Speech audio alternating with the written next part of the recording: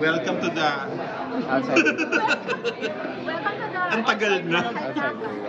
For the world. At tapos yung magsishow kayo, sold out na raw ba? Sold out na, pero available pa yung online tickets. Which is Kailan nga I yan? want. August 10. Ano na kayo, di ba? Rehearsal? Rehearsals, yeah. O, kamusta? Ano mga gagawin nyo dyan? Gagawin namin sa August 10. Kakanta, perform, expect nyo na lahat ng housemates ay present.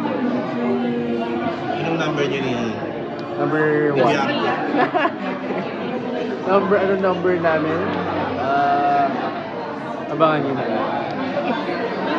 Meron ako tayong mga plans for sa Plans? No, like, hindi. Project mo na.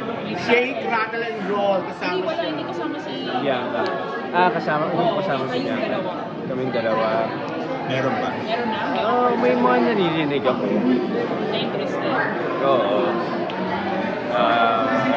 After getting out of the house, napanood mo yung mga episodes, hindi mo pinapanood. Talaga, wala kang plan. Hindi. To see. May nakikita ko mga clips. Pero yung mismong episode, number 1, siguro wala na ring oras. Basically lahat din. Tsaka parang siguro soon mapanoorin ko siya, pero as of now medyo hindi pa. When you see the clips, how do you feel? Ano yung nababalik na ano? Well, honestly, parang iba-iba eh. Depende sa clips. Pag may nakakita akong nakakilig na clips, ganyan, or nakakalungkot, iba-iba. Meron din Pero pa nakakainis ka minsan. nakakainis din minsan. Pero one thing is for sure, nakakamiss sa loob ng bahay ni Kuya. Yun yung talaga na-feel ko. Hindi lang yun. All in all, ang lakas nung yung popularity nyo, nakilala kayo lalo, no? Because of people. Yeah, of course. Yeah. Grabe. Binago niya yung buhay ko. Super talaga. Parang, like how? Number 1, syempre, sa career. Laking tulong talaga ng BBB. Lalo na ngayon, parang everyday may trabaho, mga guestings. So, positive naman. Pangalawa, sa business. Laki, ang dami kumakain. Nagulat ako paglabas ko, grabe. Dahil kaming full house sa restaurant. So, nakakatuwa. And dahil naman yun sa BBB eh. Hindi naman natin yung maitatanggi na lahat naman ng housemates eh talagang malaki ang nakukang tulong from BBB. Pero parang nasa loob ka, parang talagang in love ka kay ano. Lover boy ang dating mo doon. Talaga ba ipupush mo si Bianca? To pursue. Ipupush mo? Well, ako naman talaga ever since. Lover boy naman talaga ako. Hindi naman... Laruin natin lover boy, iba sa playboy. Oo, syempre, ba't ba yun? Lover boy. So ano nga, nasa proseso ka na ngayon? Nasa proseso na. Panliligaw. Panliligaw. Ang ganda ng ginawa mo. Gay lover Napanood boy. yun ba yun? Ang sweet. Lover boy na lover boy. Kilig-kilig ka? Kasi ako talaga, well, si Bianca naman talaga, parang is really one of the genuine person na nakilala ko sa bahay ni Kuya. So, for me, deserve niya yun. Yung mga ganyang surprises. Deserve niya na ma-treat na special. Kasi napakabuting tao. Curious na ako, meron pa rin mga naughty questions sa'yo tungkol ng paglabas kung ano man ang lumabas na kayo ng bahay. Siyempre, laging parang may mga kung ano yung tinatanong na medyo pilyo. Anong naging reaction mo?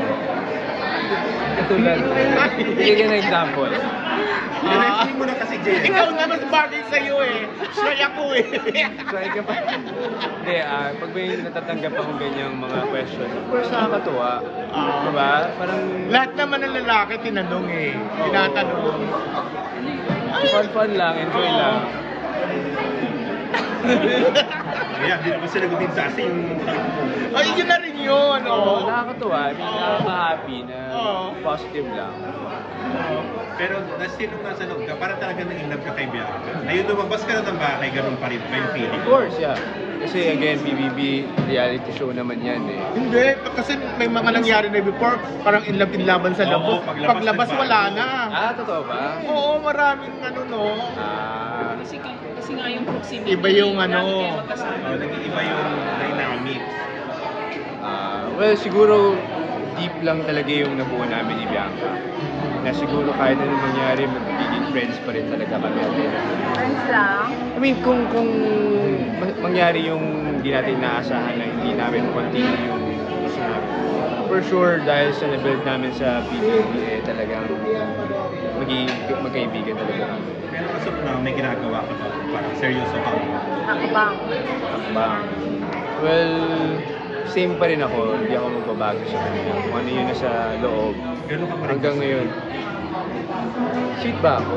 Joke lang. Sweet mo, yung mas lagi. Basta hindi ako magbabago. Pinomise ko naman sa kanya. Lahat ng promises ko sa kanya, eh, tutuparin natin. Sample nga ng promise. Promise? Siyempre, pag may mga problem siya, dito ako para damayan siya always. Siyempre, ganun pa rin. Basta, yung mga promises ko sa loob ng bayan ni Kuya. Ang ganda ka magkakad kay project with Bill, kayong tatlo. Oo. Love drive. Na parang talaga may triangle na nag-aaganda. So, okay sa'yo. Oo naman. Kahit na anong projects yan, tatanggapin natin. Talaga pag-aagawan niyo si Bianca, gano'n. Gano'n siya kaganda, di ba? Parang ikaw. Wow, di ba? May kwento ka about origins, Bill origins. Kailan kayo mag-start? Next week daw, start na ng StoryCon. Pero taping, siguro next week. Ano yung episode niya? Magsita ba? Sa past, sa present, o sa future? Future. Ah, Future. Sino director? tatlo. Iyan na rin. Ano tayo? Kaya sino kasama mo? Actually, wala pa akong idea eh. Kasi mag-StoryCon pa lang kami. Ah, okay. Isa pa lang nag-story ko na episode ba? Sa future ka? Future. Also with Richard Gutierrez? Yes, and Miss Ivana Alawi. Okay. Ah? Okay ba na? May connect. Ay, connect. Oh. Ay, bakit? Bakit? Bakit daw? Bakit daw? Di ba sa PBB? Ano ba? Ah. Oh, how do you feel na makakasama sa movie si Ivan? Well, Ivana Alawi yan, syempre. Sabi ko nga sa kanya sa loob ng bahay ni Kuya, idol ko na siya. Pagandang babae ni Ivana Alawi. At napaka-humble. As in, yun yung isa sa inahangaan ko sa kanya. So, ngayon na makaka-work ko siya sa Shake Rattle and Roll. Of course, sobrang excited ako. At kita natin kung Baka mag-worry yung Dusty fans. Oo. Hindi naman. bakit? Ba? Sumasagot ka dyan. Oo nga, ba't ikaw, Cherry? Hindi. Hindi, di ba medyo tinokso rin kayo noon? Nung Yun, yun. Oo, di ba nung... Kasi parang crush mo rin naman si Ivana, parang gano'n, di ba? Happy crush. Happy crush ko siya Kaya dati. nga, although si siya rin naman, parang nakikipag-adoling sa'yo. Talaga. Well,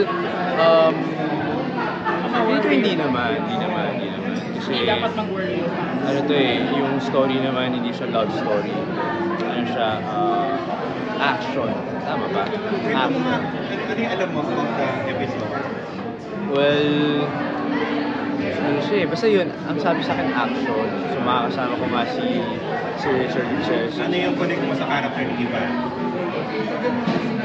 Hindi ko rin talaga sure pa now. Alam mo na kung sino ang director. Direct Ian. So excited ka na meron kang film fest movie this year. Super. First ko, MMFF.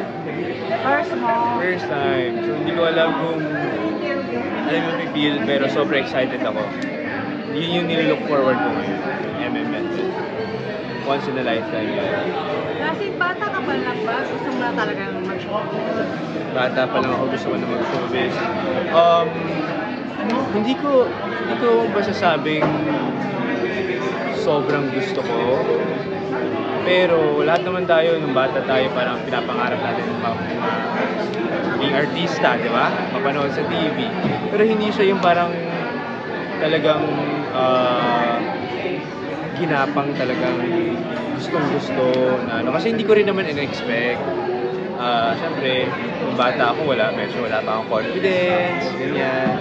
Hindi ko talaga in-imagine na magiging artist. Breadwinner ka pa. Breadwinner. Hanggang ngayon. Hanggang ngayon. Ano sabi ng parents mo or family mo? Siyempre proud sila. Super. Proud and happy at the same time kasi siyempre nakikita nila yung growth ko sa career. Siyempre mahal ko na rin ito eh. Industry ito eh. Itong trabaho na ginagawa ko. Mahal ko na rin siya. So very supportive naman yung parents ko. Lagi lang sila nagsistay sa positive side. Ilang years ka ng breadwinner? Ilang years? Sa showbiz ka? Sabi kasi ni Miss Joseph, breadwinner. Yeah. Since siguro, before pa tumutulong na talaga ako sa family. Kasi, ayoko yung, bata pa lang ako, ayoko na yung humihingi ng pera. Ayoko na yung parang, nahihiya ako sa parents ko palagi. So, happy ako na tumutulong ako, nakabawas ng isip sa parents ko. Siyempre, yung mga parents natin, lagi yung nag-iisip na paano ba yun ka, paano ba natin may bibigay yung mga gusto ng mga anak natin. So, ako happy ako pagka nakikita sila na stress-free. Ilan pa kayo magkakapatid? Dapat. Panganay yung eldest. Middle child. Second or third? Second. Tatanggap ka pa rin ba ng bad boy role gaya sa guilty pleasure o mga ano na lang, pag good boy na yung mga ano mo? As of now, parang since tapos na ako sa guilty pleasure, siguro maganda na mag-explore tayo sa good side naman. Para, yeah. Kung ipipili task ka naman, movie nyo ni Bianca, ano yung gusto mong tipong gawin? Oh, wow. Siguro ako, fan kasi ako ng Katniel eh. Katniel. So siguro mga movie si Katniel, mga gano'n. Mga gano'n. Bad boy na good boy rin. Mga ganyan. Katniel. Kung mga Daniel ang datingan mo, Hindi naman. Yung story lang. Pero I last na, hindi ko alam pag aware ka kasi kung nasa loob ka, ang dami mga kwento lumalabas about ko sa ex. Nabasa ko ba ano? How do you feel naman mga anong lumalabas ng mga kasiraan mo, mga so ganyan, naging joke si ganyan. Well, alam naman natin sa industriya, madami talaga yung ganyan. Nagtataka na lang ako kung paano nila nagagawa yun. Kasi, hindi naman nila rin ako kilala. So, ako, medyo hindi ko naman pinapansin yung mga ganung bagay. Pero may mga nakakitikin ba sa'yo na kwento? Meron, of course. May mga niloko pa, pinaasa. Pero minsan kasi parang gawa-gawa na lang yung mga yan eh. Hindi naman. Siyempre sa totoo tayo magpo-focus. Wala ka naman mga ginawa ng gano'n. Wala naman. Pag nakakapanood ka ng clip ni Bianca, kinikilig ka rin ba? Kasi, oo, kasi number one, hindi namin yun inaakala. I mean, nung nasa loob kami, hindi naman namin sa nakikita na ganun pala yung itsura namin sa TV o sa mga videos. So nakikita ko siya sa social media. Ko, wow, fairness, nakakilig. So sinisave ko siya palagi. Tapos every time na namimiss ko yung PBB, pinapanood ko na lang siya. TV lang namimiss mo? O kasi lagi mo kasama? Lahat naman sila namimiss ko. So, pati kayo. Anong message mo sa mga mga sobrang supporters ng Gaspia? Sobrang grabe sila. Hanggang ngayon hindi pa rin ako makapaniwala talaga na aabot tayo sa ganito. Sabi ko nga sa bahay ni Kuya, dati 10 lang kami. Nag-fan meet kami, 10 lang. Pero ngayon, grabe.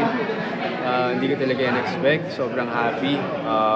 Sobrang grateful ako sa kanila. At sana hindi talaga sila magsawa. At subaybayan nila yung journey ko, magsama-sama kami habang tumagal kami dito. Anong fun meet yun na 10 na kayo? Grabe na kayo yun. Dati nag-ano kami, kumakain kami sa labas. Andun pa rin yung original na... Pag nahanap ko yung picture, ipopost ko. Pero, dati sampu kami. Promise. Anyway, though hindi pa naman kasi talaga ako nagsisimula dati. For Appreciation lang talaga. Parang, syempre ako, dati nagbibigay na rin ako ng time sa mga talagang sumusupport. ngayon, grabe. Grabe talaga, nagulat din ako. Kayong fan na ng fans club niya. Meron na siyang fans Ano nga uli yung restaurant? Eraya. Sa San Juan. Sa'yo talaga yan? O sa parents? Sa akin. Saan sa San Juan? Pundar mo na. Saan yung location niya? Sa Corner Wilson P. Guevara. Ano siya, Filipino? Southeast Asia. Usual. Iba-iba. Ilang years na to? Bago lang. Siguro bago ako mag-PBB, parang kaka-open lang namin 4 months. So ngayon, Hindi mo mga 1 year na kami. Gano'n ka kadalas doon? Everyday. Anong araw? Nandun ka. Araw-araw.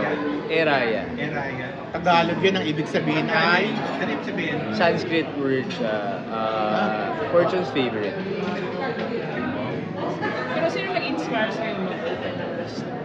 Well, ang talagang naging mentor ko dyan sa F&B, si David talaga. Yung David. David, ikaw po. Kasi Beshi dati, niya. Beshi. Kasi dati nung sobrang vacant pa ako sa showbiz, wala akong ginagawa. So, kinukulit ko lang yung mga negosyo niya. Nakikialam ako. So, interesado ka? Interesado talaga ako. Parang, Yun ang pareho kayong Chinese. business-minded.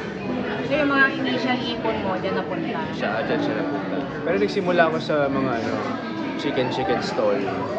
Doon talaga ako fried chicken. Diyan ako Saan yun sa mga schools? Sa school, so... Meron pa? Meron pa? Hindi, kinlose ko na. Anong pangalan nun? Una. Kasi unang business ko. So, inspiration mo talaga si David, sa business, May plano ka pang magtayo na ibang restaurants Oo. after this? Yeah. Marami kasing blessings dito. For sure. Tuloy-tuloy lang. Hindi naman tayo dapat, hindi naman forget nakapag-tayo na tayo ng isa, hinto na tayo. Tuloy lang sa career. Tuloy-tuloy lang. Magnate level. Tuloy-tuloy lang hanggat bata pa. Ilan na ba resto ni David? Dami na rin. Dami na. So, yun ang peg. David. Well, ako, next ko sana hindi na restaurant. Ano? Like what? Pinaplan ko product-based business. Ano? Product-based. O kaya dati, bago pumasok ng BBB, dapat inaaral ko na yung pagiging contractor. So, gusto ko maging contractor dati. Kaso, ayun, nag-BBB. So, medyo na-pause saglit. Contractor. Contractor na. Gumagawa ng mga Construction. Okay. Kasi ang ingay ng music eh. Si Griffin. Hindi yung music. Thank you, Dan. Okay.